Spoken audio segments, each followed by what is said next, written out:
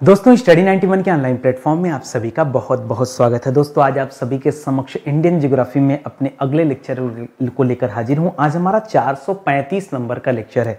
अगर मैं आपको बताऊं कि यह ज्योग्राफी का दोस्तों कौन से नंबर का लेक्चर है, तो आज हम कवर कर रहे हैं ज्योग्राफी में अपने 105वें लेक्चर को। जी हाँ दोस्तों, 105 लेक्चर। ये केवल भारत के भूगोल की बात कर रहा हूँ, इंडियन ज्योग्राफी की बात कर रहा हूँ। इसके पहले विश्व के भूगोल में मैंने 100 लेक्चर आपको पहले ही दे चुका हूँ।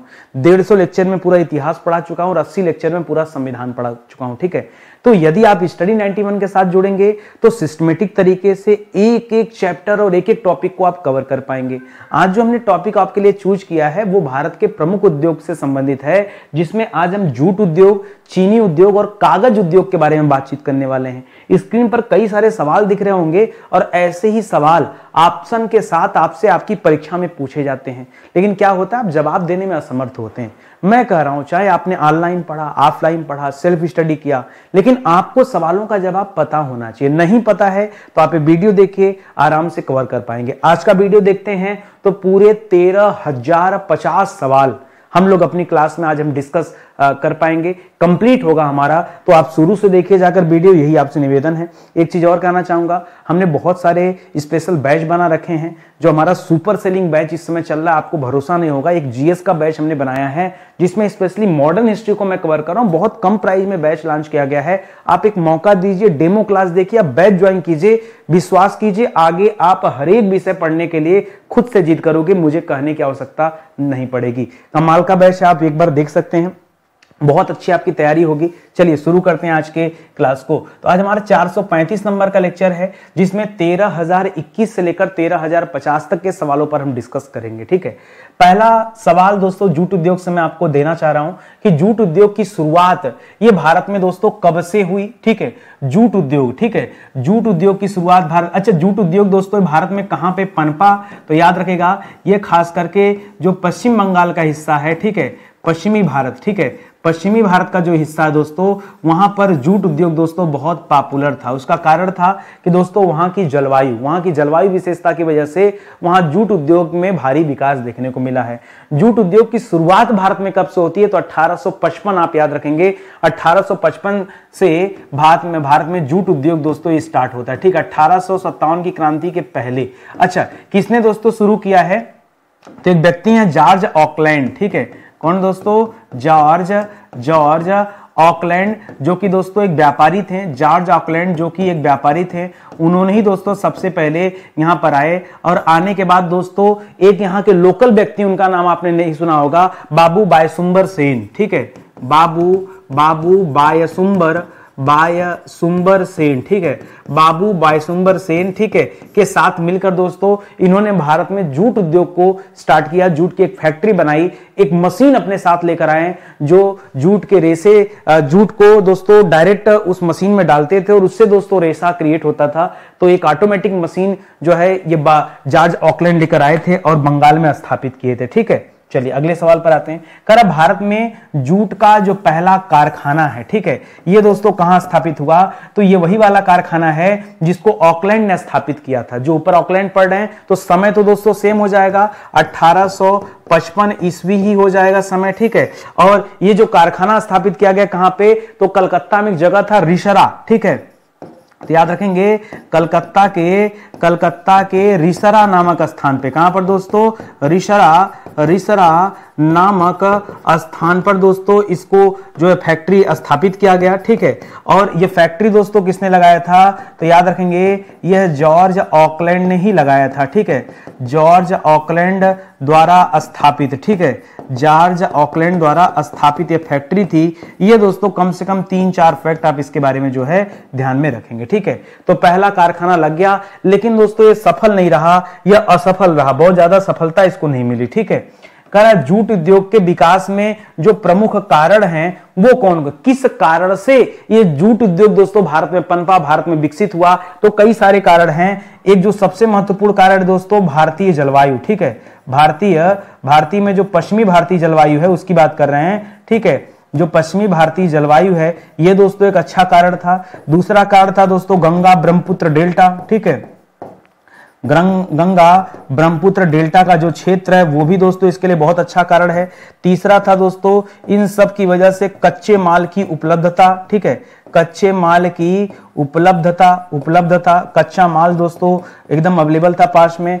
चौथे नंबर पे याद रखेंगे सस्ता श्रम, ठीक है, सस्ता श्रम। ऐसे बहुत सारे कारण थे जिसकी वजह से जूट उद्योग का विकास पश्चिमी भारत में होता है, ठीक है, इसको आप याद रखेंगे। और वर्तमान में भी दोस्तों पूरे विश्व में सबसे ज्यादा जूट उत्पादन दोस्तों बाद में भारत विभाजन हुआ तो भारत से पूर्वी पाकिस्तान बना, जिसे वर्तमान में हम बांग्लादेश कहते हैं। दोस्तों पूरा का पूरा बेल्ट बांग्लादेश के हिस्से में चला गया, इसलिए आप कह सकते हैं कि दुनिया में सबसे ज्यादा जूट उत्पादन दोस्तों भारत में तो था, लेकिन बांग्लादेश के अलग होने के बाद दोस्तों अब जूट उत्पादन थोड़ा कम हो गया, हिस्सा ही उनके में चला गया ना, तो इस वजह से दोस्तों इस बात को भी आप अपने दिमाग में रखेंगे। अगला सवाल देखिए, करा भारत विभाजन का जूट उद्योग पर प्रतिकूल प्रभाव क्यों पड़ा, ठीक है, भारत विभाजन का क्या प्रतिकूल प्रभाव पड़ा, तो याद रखेगा उत्पादन क्षेत्र, जो उत्पादन क्षेत्र था, ठीक है, जो उत्पादन क्षेत्र था वो दोस्तों कहां चला गया, वो चला गया पूर्वी पाकिस्तान। कहां चला गया,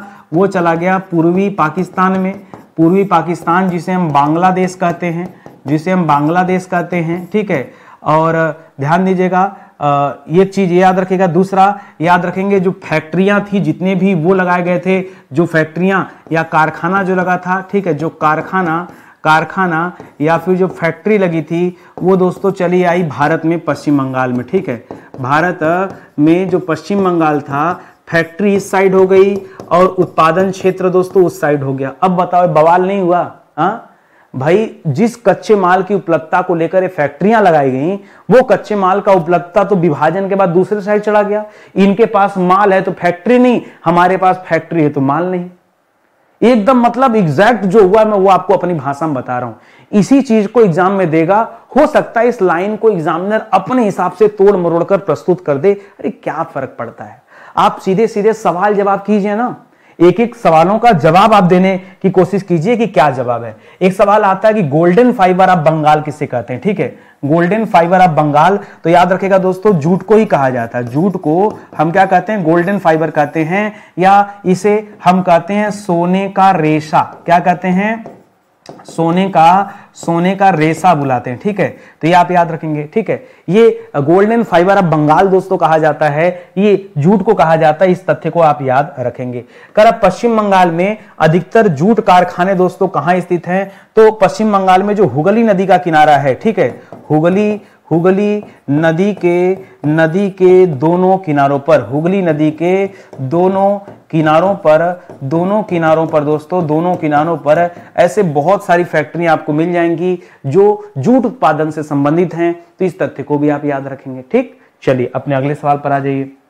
अगला दे रहा है दोस्तों, गन्ना जो है यह किस मूल का पौधा है, तो याद रखिएगा गन्ना तो वैसे दोस्तों भारतीय मूल का पौधा है, लेकिन मैं कह रहा हूं भारतीय मूल का पौधा, लेकिन मैं कह रहा हूं आपके परीक्षा में इतना आसान ऑप्शन तो नहीं देने वाला है।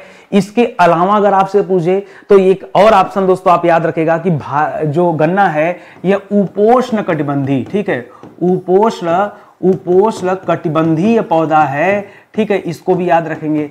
हो सकता है परीक्षा में दोनों को मिलाकर दे दे कि उपोष्ण कटिबंधीय भारतीय मूल का पौधा, ऐसे भी दे सकता है, ठीक है, तो इसे भी आप याद रखेंगे। दोनों तथ्य फिलहाल जरूरी है आपके लिए।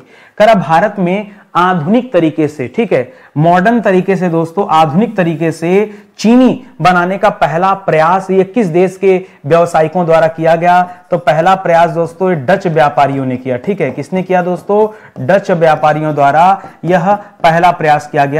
लेकिन यह प्रयास दोस्तों जो इनका था यह असफल रहा, ठीक है, यह असफल रहा, ठीक है, पहली बार जो इन्होंने चीनी बनाया वह असफल, ठीक।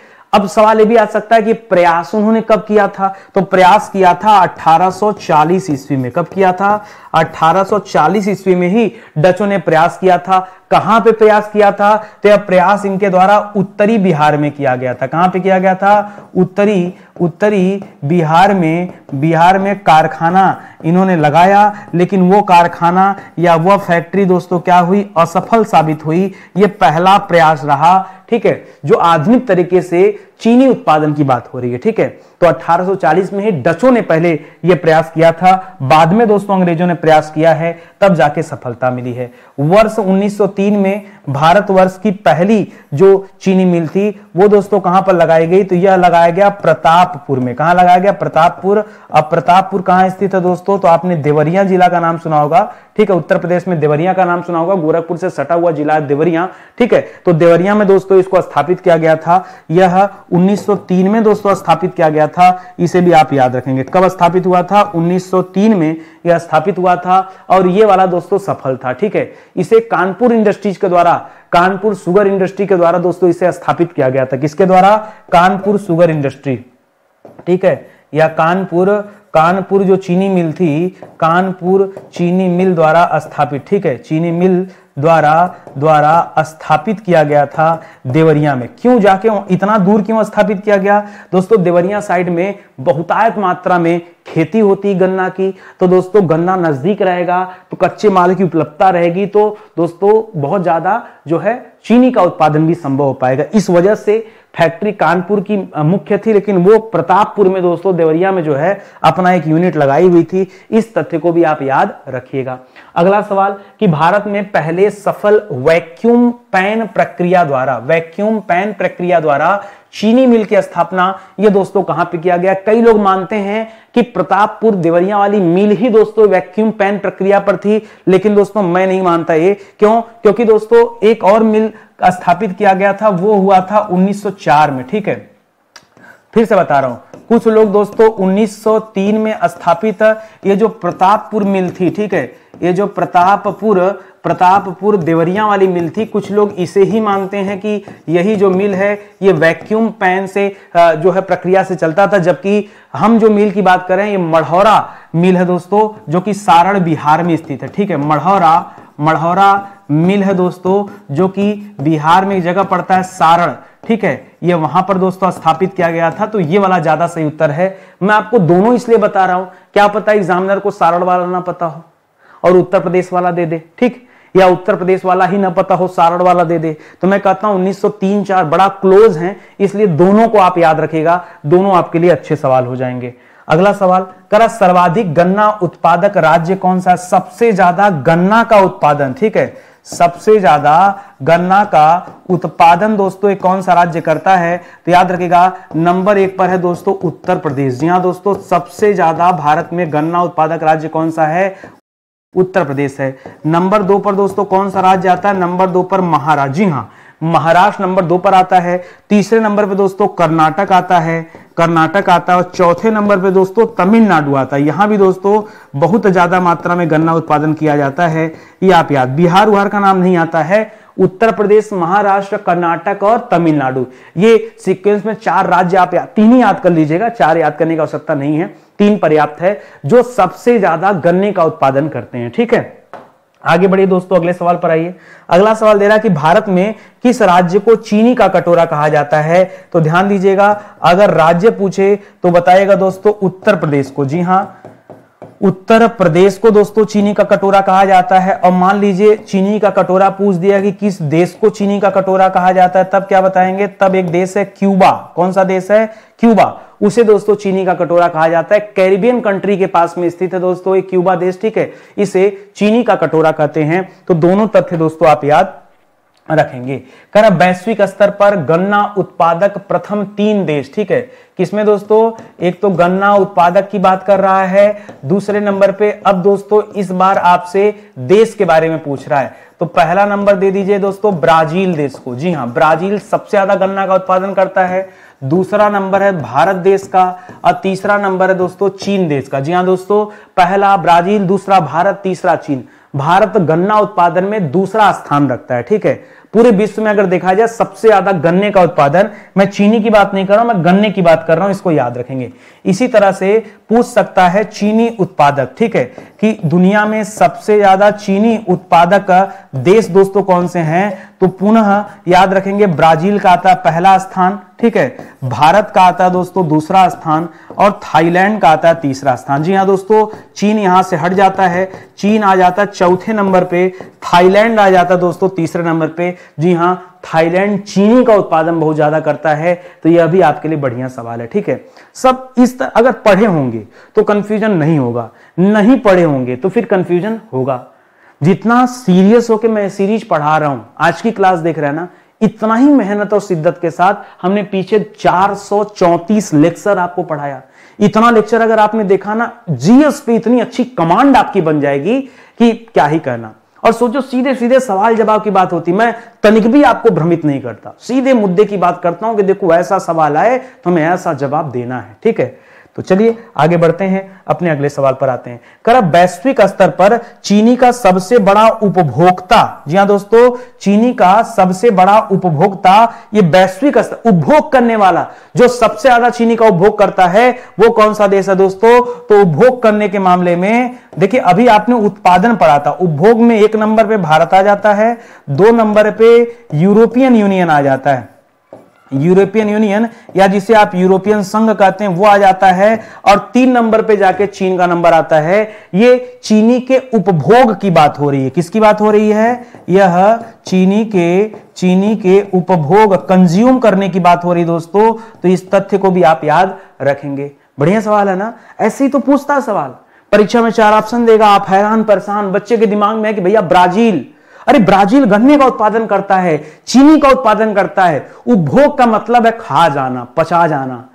तो आप भारत में देखते होंगे हर चौराहे, हर तिराहे, हर 4-10 दुकान बाद दोस्तों आपको चाय की दुकान जरूर मिल जाएगी। तो चाय की चुस्की सबको पसंद है, ठीक है। इस वजह से सबसे ज्यादा चीनी का उपभोग भारत में ही होता है। दूसरे नंबर पे यूरोपियन यूनियन का नाम आता है, तीसरे नंबर पे चीन का नाम आता है। ध्यान दीजिएगा, ये जो सीरीज है, जो मैंने आज 435 लेक्चर की बात किया, जरा इसको समझिएगा। अगर इसी सीरीज में आप 1 नंबर से लेकर 45 नंबर तक का लेक्चर देखते हैं तो आप प्राचीन भारत का इतिहास डिटेल में कवर कर पाएंगे।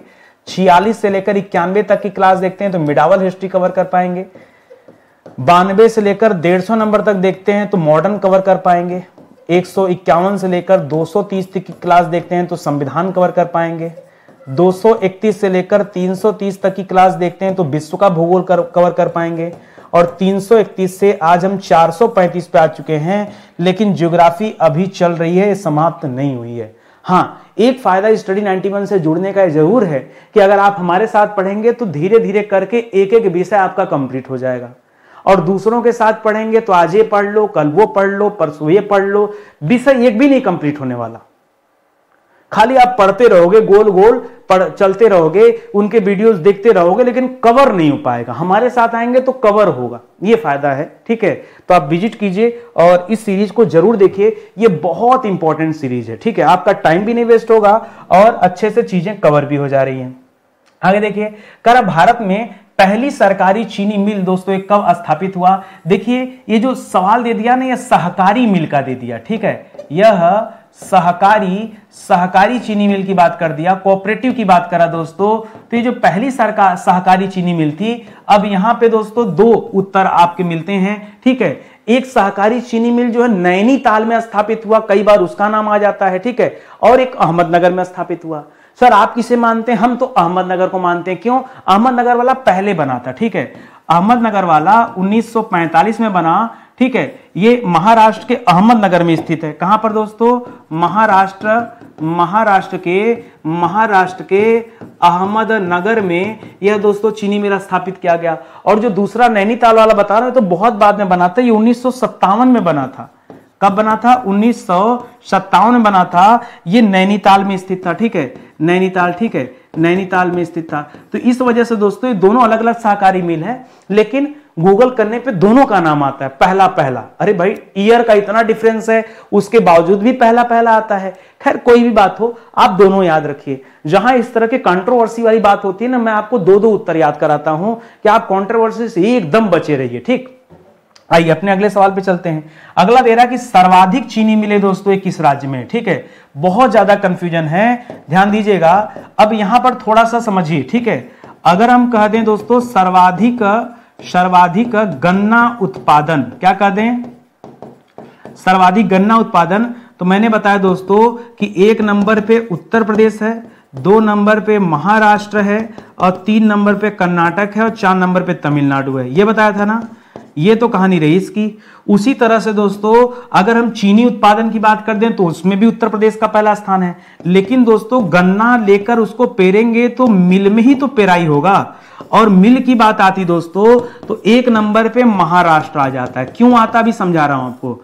और 2 नंबर पे उत्तर प्रदेश आ जाता है। एक्चुअली जो बच्चे हैं वो कंफ्यूज इसलिए हो जाते हैं, वो सोचते हैं कि गन्ना तो सबसे ज्यादा यूपी में पैदा होता है तो चीनी मिल भी यूपी में होगा, जबकि ऐसा है नहीं।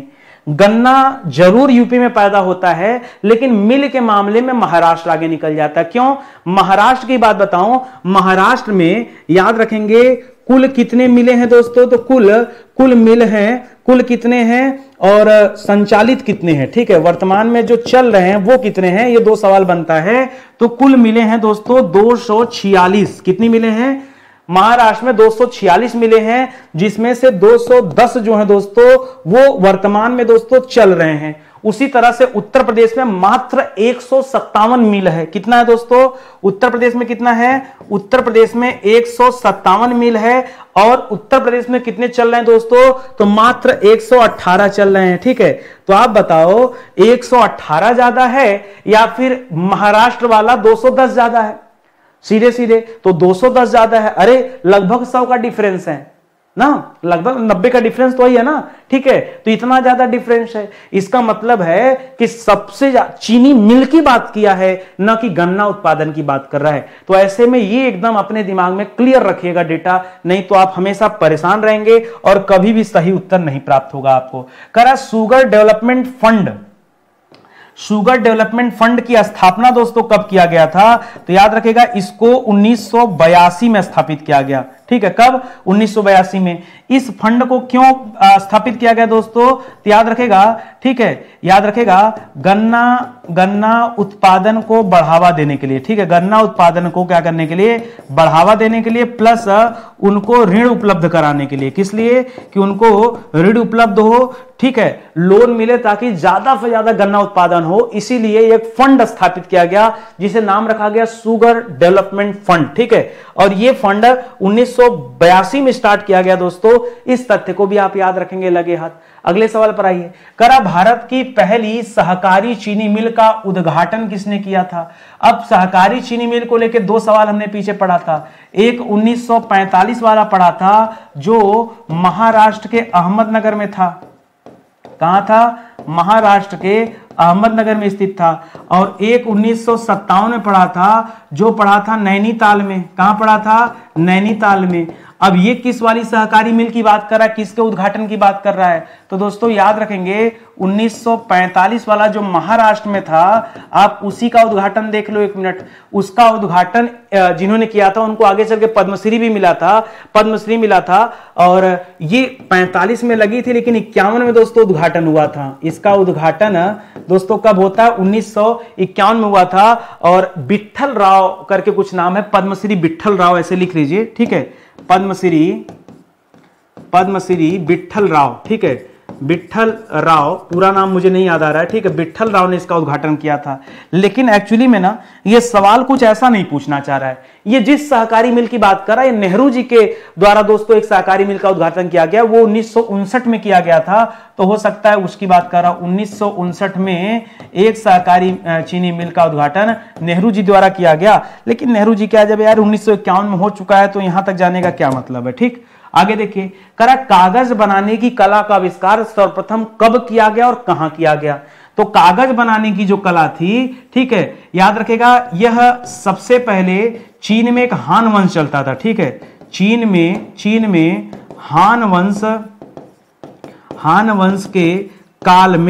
हान वंश के काल में दोस्तों एक चीनी व्यक्ति था। ठीक है, एक चीनी व्यक्ति है, उसने दोस्तों सबसे पहले क्या किया? कागज निर्माण किया था। क्या नाम था उसका? उसका नाम था काइलून। क्या नाम था? उसका नाम था काइलून। क्या नाम था? काइलून उसका नाम था। और समय क्या था दोस्तों? तो कहा जाता है लगभग 200 ईसा पूर्व। ठीक है, लगभग 200 ईसा पूर्व ही यह कागज निर्माण हो चुका था, इसे आप याद रखें। भारत आने में बहुत देरी होती है, तो ये शुरुआत में ये स्थिति थी। आगे बढ़िए, करा भारत में कागज निर्माण का कार्य दोस्तों एक कब से प्रारंभ माना जाता है? भारत में कागज निर्माण दोस्तों कब से शुरू माना जाता है? तो कहीं कहीं पे दोस्तों लिखा है कि लगभग 10वीं सदी से। कब से दोस्तों? लगभग 10वीं सदी से दोस्तों कागज निर्माण माना जाता है। और मैं कहता हूं दोस्तों, आपने कश्मीर का शासक का नाम सुना होगा, जैनुल आब्दीन।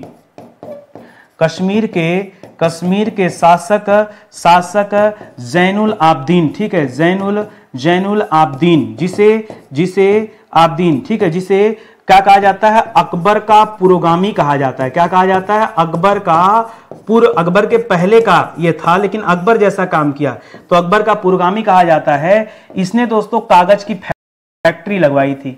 इसके समय में एक कागज की फैक्ट्री दोस्तों लगाई गई थी, कारखाना लगाया गया था जैनुल आब्दीन के टाइम में। ये आप याद रखेंगे।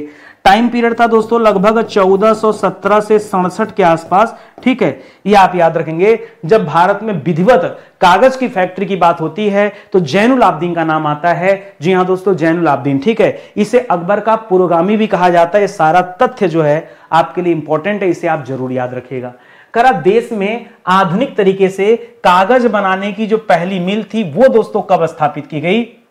आधुनिक तरीके से कागज बनाने की पहली मिल की स्थापना दोस्तों कब हुआ है? तो पहली मिल जो विधिवत रूप से स्थापित हुई वो 1812 में स्थापित हुई, ठीक है, 1812 में, ठीक है। आधुनिक तरीके से, ठीक है, कागज बनाने की फैक्ट्री, ठीक है, कागज बनाने की मिल, ठीक है, कागज बनाने की मिल दोस्तों यह स्थापित की जाती है 1812 ईस्वी में, ठीक है। किसने स्थापित किया?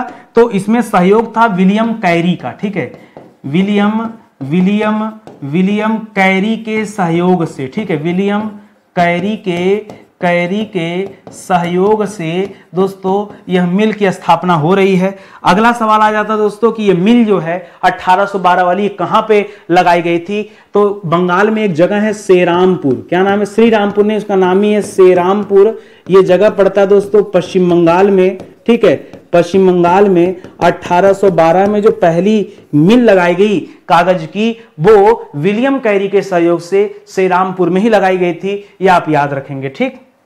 और आगे बढ़िए दोस्तों, करा देश में कागज का, अच्छा, ये वाली जो मिल थी दोस्तों ये असफल साबित हुई। इतना मेहनत किया गया लेकिन फेल हो गया, तो इसीलिए कह रहा है कि पहला सफल कारखाना यह दोस्तों कब स्थापित किया गया? तो विलियम कैरी वाला 1812 वाला असफल हो गया, तो सफल वाला ये बहुत बाद में लगा, 1870 में जाके सफलता मिली। और 1870 में हुगली नदी के किनारे, जी हाँ दोस्तों, हुगली नदी के किनारे, इसके किनारे दोनों सिरों पर दोस्तों आपको पता है जूट की कई सारी फैक्ट्रियां थी। इसी के किनारे एक कारखाना दोस्तों लगाया गया, वो भी कलकत्ता में लगाया गया। एक जगह है बाली, ठीक है, तो बाली एक जगह है दोस्तों, बाली जो जगह है ये आपके कलकत्ता में स्थित है। और यहीं पर दोस्तों 1870 में पहला सफल कारखाना लगाया गया कागज का पहला सफल कारखाना यहां पे लगाया गया था। ये आप याद रखेंगे।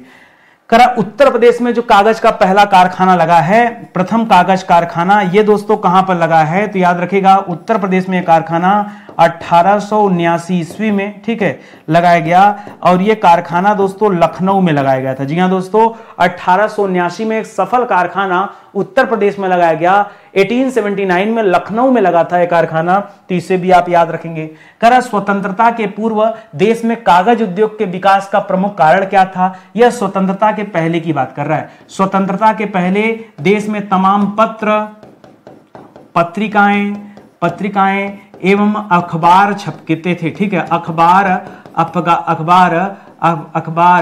छपते थे, ठीक है।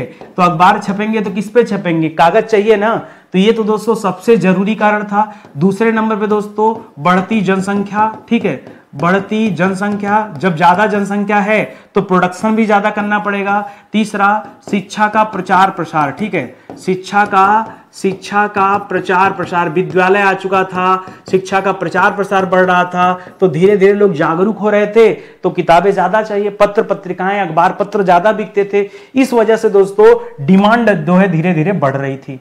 करा कागज उद्योग में जो सेलुलोज लुगदी का प्रयोग किया जाता है, किसका? कागज उद्योग में जो लुगदी, सेलुलोज लुगदी का प्रयोग किया जाता है कच्चे माल के रूप में, आपसे पूछा जा रहा है कैसे बनाया जाता है। ठीक है, तो ये जो लुगदी होती थी दोस्तों, यह रेशा से बनती थी, यह मुलायम लकड़ी से बनती थी, रेशा से बनती थी, जो मुलायम लकड़ी होता था इससे बनती थी, जो रद्दी कागज होता था उसको गला वलाकर उससे तैयार किया जाता था। सुनते जाइए, ठीक है, उससे तैयार किया जाता था। कई बार बांस का प्रयोग किया जाता था, कई बार घास का प्रयोग किया जाता था, कई बार गन्ने इत्यादि का इस्तेमाल करते थे, और उससे दोस्तों ये लुगदी जो है तैयार किया। इस लुगदी को दोस्तों पल्प कहा जाता है। जो लुगदी बोल रहा है ना, इस लुगदी को क्या कहते थे? इस लुगदी को पल्प बुलाया जाता है। क्या?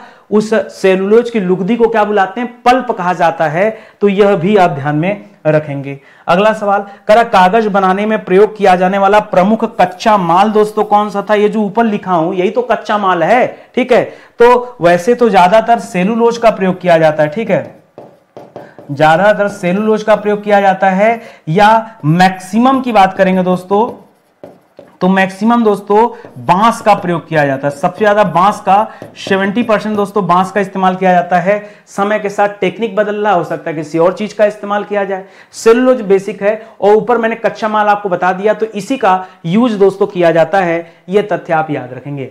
करा एशिया का सबसे बड़ा हस्तनिर्मित कागज कारखाना, एशिया का सबसे बड़ा हस्तनिर्मित कागज कारखाना कहां स्थित है? तो इसके भी दोस्तों दो जवाब है। ठीक है, एशिया का जो हस्तनिर्मित कागज कारखाना है, एशिया का हस्तनिर्मित जो कागज कारखाना है, हस्तनिर्मित कागज कारखाना, ठीक है, इसके दोस्तों दो जवाब हैं। क्यों दो जवाब है सर? अब ये तो मैं नहीं बता सकता। पहला जवाब है पांडिचेरी। क्या दोस्तों? पांडिचेरी, जिसे हम पुदुचेरी कहते हैं। क्या कहते हैं? पुदुचेरी कहा जाता है दोस्तों। इस पुदुचेरी में अरविंद घोष ने एक जो है पेपर मिल की स्थापना किया था। अरविंद घोष, ठीक है, अरविंद घोष का नाम सुना होगा ना। उनका आश्रम भी दोस्तों पुदुचेरी में बना, तो एक फैक्ट्री इन्हीं के नाम पर है, अरविंद घोष के नाम पर, ठीक है, द्वारा स्थापित, उन्हीं के नाम पर भी है दोस्तों। इसे भी आप याद रखेंगे। ठीक है, द्वारा स्थापित। कुछ लोग दोस्तों इसे मानते हैं, और कुछ लोग मानते हैं नेपा नगर को। ठीक है, नेपा नगर दोस्तों ये मध्य प्रदेश में स्थित है, और ये जो है दोस्तों अखबारी कागज के लिए जाना जाता है। अखबारी कागज के लिए दोस्तों ये प्रसिद्ध है। ठीक है, कुछ लोग इसे एशिया की सबसे बड़ी फैक्ट्री मानते हैं, मैं तो दोनों को मान लिया, तो अपने हिसाब से आप देख लीजिएगा। ठीक, आगे बढ़िए। करा हस्तनिर्मित कागज का प्रयोग अधिकतर दोस्तों कहां पे किया जाता है? ठीक है, तो अधिकतर दोस्तों जो विश्वविद्यालय वगैरह के द्वारा सर्टिफिकेट वगैरह बढ़ता है। ठीक है, विद्यालय द्वारा प्रदान की जाने वाली उपाधि, प्रदान की जाने